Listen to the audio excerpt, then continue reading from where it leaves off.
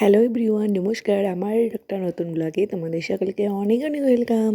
তো তোমরা এটা দেখতে পাচ্ছ, এটা ছিল একটা আশীর্বাদ পর্ব। মানে আমার যে কাকা শ্বশুর, তো কাকা শ্বশুরের ছেলে বউকে আর কি আমরা আশীর্বাদ করতে গিয়েছিলাম। তো জায়গাটা ছিল হচ্ছে কোচবিহারের একটা জায়গা।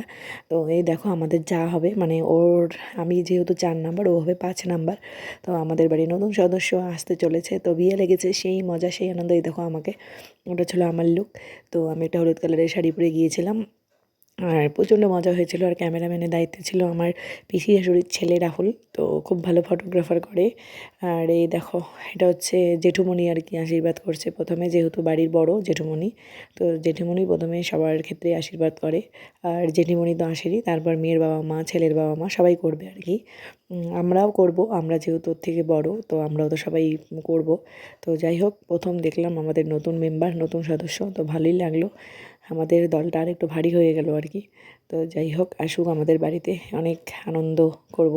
তো এই ছোট্ট মিনি ব্লগটা কেমন লাগলো অবশ্যই জানাবে।